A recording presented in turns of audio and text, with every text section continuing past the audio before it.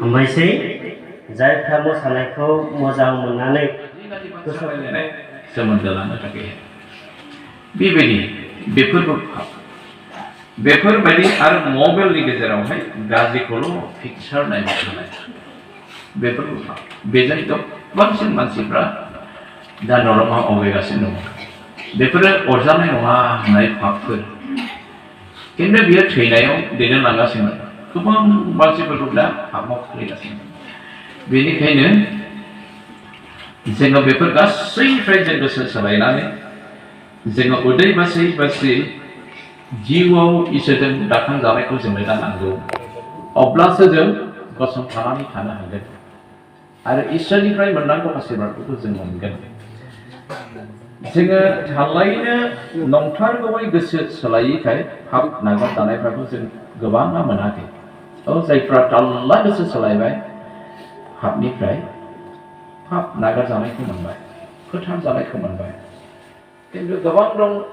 दाबो सोलायै मानसिफोर दं साधारन बिसय राग जोंनायखौबो अरजाया सानो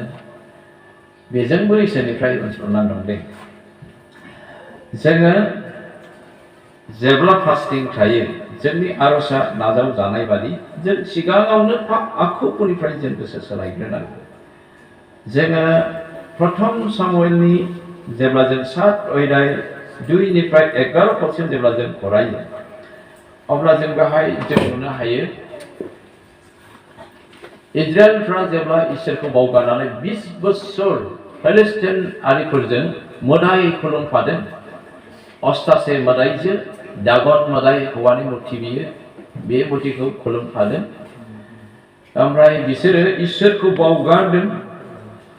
20 बोसोर इसोरखौ बावगारदों 20 बोसोर जेसेदिन इसोरखौ बावगारनानै पाप मावथादों मोदाय खुलुमनानै एसेदिन बिसोर अशान्ति जादों न'खराव शान्ति गैया गोजोननाय गैया रंजानाय गैया जेब्लायबो अशान्ति नांलायनाय बुज्लायनाय बेमार आजारजों सैनांनाय जेब्ला 20 बोसोर फरायबाय अब्ला बिसोर सामुएलनि खाथियाव फैनानै रायलायफैदों सामुएल अननानै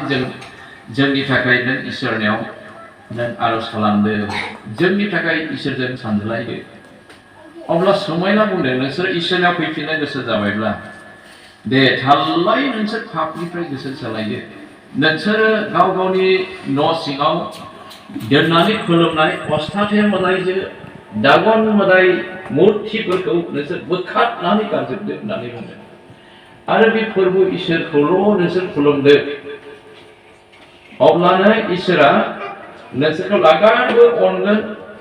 आरो लागारबो इसोरा बे नोंसोरनि बिसारफोर फिलिस्टिनफोरनि सासननिफ्राय रैखा खालामगोन होननानै बुंदों फै जोङो मिस्रायाव उदैबासिनि सानसेमानि गाव गाव पापफोरनिफ्राय जों गोसो सोलायनानै जों बेनाव आर'ज खालामो आरो बिसोरो सम लानानै रायलायनायनि गेजेरजों बेबायदिनो सानसे मानि उदै बासिदों ओमफ्राय बिन्दो बानायदों गरखाय जावदों बिन्दोनि बेनिफ्राय दै लुदों आरो बिसोरो मेन्दा बिसा हाथारदों बेनिफ्राय बिसोरो गाव गावनि पापफोरखौ सिमान लायै लायै इसोरनाव निमाहा बिदों होननानै बुंदों सिमान लायै लायै इसोरनाव निमाहा बिदों ओमफ्राय बिसोरो आर'ज खालामदों इसोरनावहाय ओमफ्राय बिसोरनि आर'जखौ इसोरा खोनासंदों बे समावहाय आरोबाव बिसोरनि थाखाय मोनसे गेदेर परीक्षा बादि जादों बिसोर जेब्ला उदै बासिदों आर'ज खालामदों पापफोरखौ सिमा लादों बे समावनो फिलिस्टिनफ्रा 7 राजाबो ओंखारनानै गावनि दावहा नांग्राफोरखौ ज' खालामनानै बेंखनफैदों इसोरा बिसोरखौहाय रैखा खालामनो हागौमोन खिन्थु इसोरा हगारनानै होबाय बिसोरखौ हमथायाखसै बिसोरो बुंदों जोंनि थाखाय अननानै आरज खालामदो इसोरा जोंखौ रैखा खालामनाय बादि होननानै बिसोर गिख्रंदों होननानै बे समयसा बिसोरनि थाखाय बिसोरनि गोसो सोलायनायनि अजना बेसिकेलि गोसो सोलायनायनि उनाव पाप बिसोरो निमाहा मोननो उदै बासिनाय आरज खालामनाया बिसोरनि अजना बेसिकेलि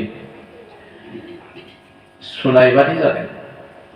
दा पेलेस्टाइनफ्रा बेंखनब्लाबो बिसोरजों सारेन्डार जायाखिसै। बिसोर इसोरनाव प्रार्थना खालामना नेबाय इसोरनि रैखाथिखौहाय। जेब्ला सामुएला मेन्ना बोलि होनानै आरज खालामदों बे समाव पेलेस्टाइनफ्रा आक्रमण खालामनो दावगाबोबायमोन होननानै बुंदों। ओमफ्राय बिसोर आरजआव थाबाय थादों रावबो खाराखै।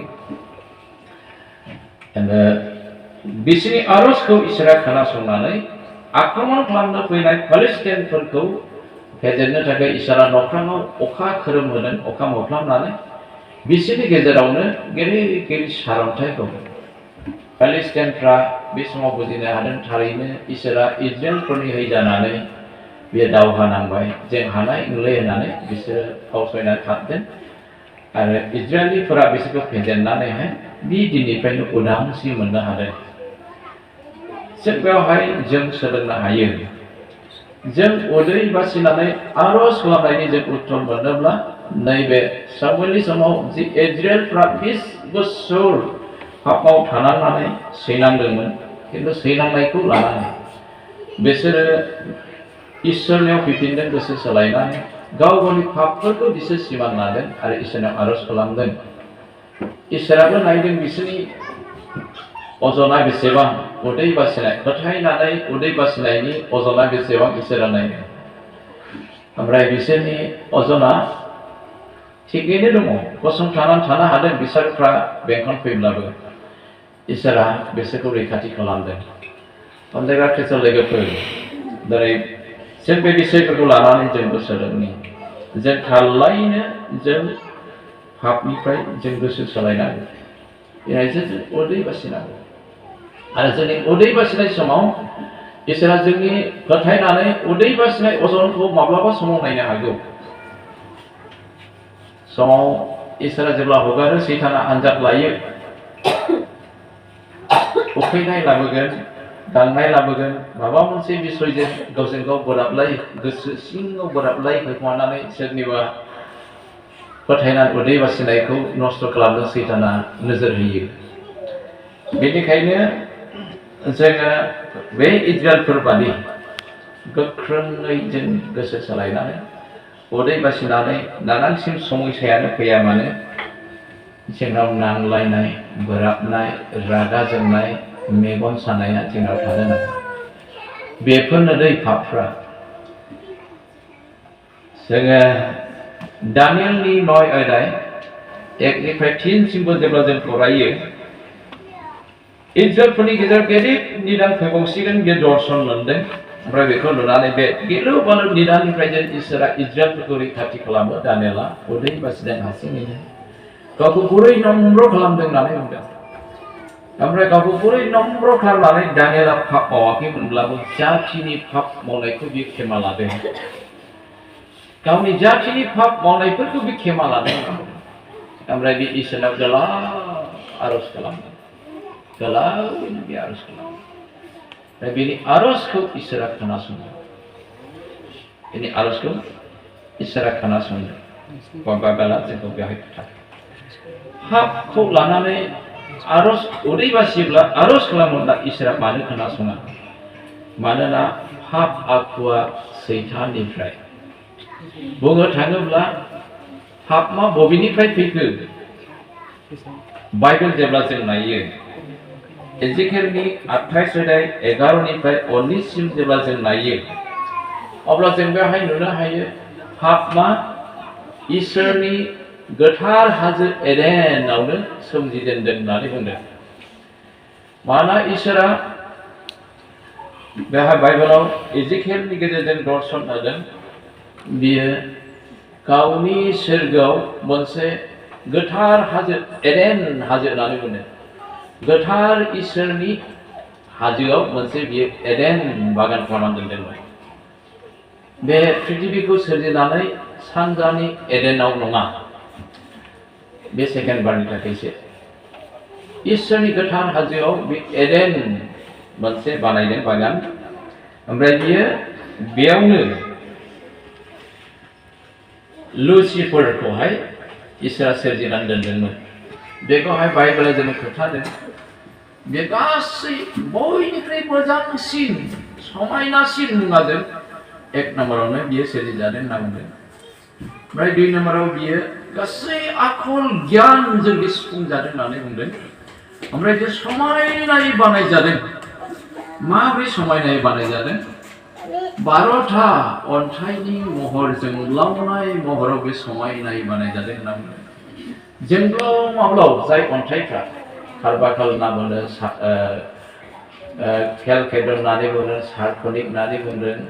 गोबां दङ मानिक अन्थाइ होनना बुंदों बेबायदिनो हिरा बायदिसिना बेसे जोंब्लावनाय अन्थाइफोर दा बेबायदि दाम गोसा जोंब्लाव माब्लाव अन्थाइनि महराव बियो समायना रमायना बानायजादों होनना बुंदों ओमफ्राय बेजों लोगोसे नाग्रा आरो सिफुङाबो बेनियावनो सनाजोंनो बानायजादों होननानै बुंदों ओमफ्राय बेखौहाय नेग्रा सासे सोरगोनि आर्टखौ गाहाय अभिषेक खालामनानै इसोरनि गोथार हाजो एडेनाव दोनदोंमोन होनना बुंदों ओमफ्राय बेनो इसोरा ओरैबायदि पावार होदोंमोन होनना बुंदों जोंब्लाव माब्लाव जोंनानै थाग्रा अन्थाइफोरनि गेजेराव थाबायनो बेनोहाय पावार होदोंमोन होनना बुंदों जोंब्लाव माब्लाव जोंनानै थाग्रा अन्थाइफोर माने बे जाबाय सोरगोनि आर्टफोरखौ बुंनाय जादोंलै बाइबेल बाथ्राखौ बुजिनो गोब्राब आं सिगां मोजाङै फरायैयाव सानोमोन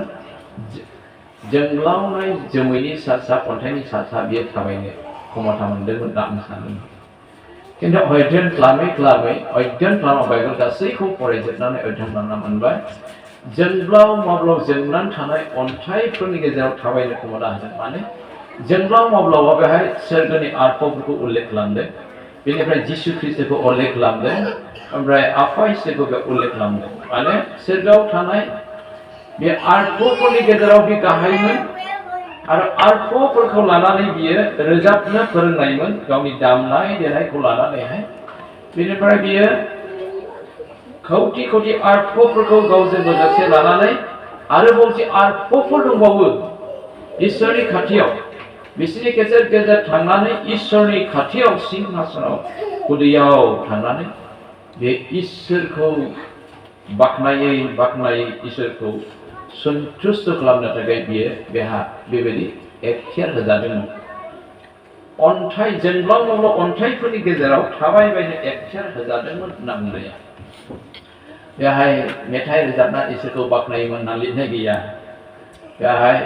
आर्टफोरखौ लानानै आर्टफोरनि गेजेराव थांनानै इसोरखौ खुलुमनानै बाख्नायोमोन होनना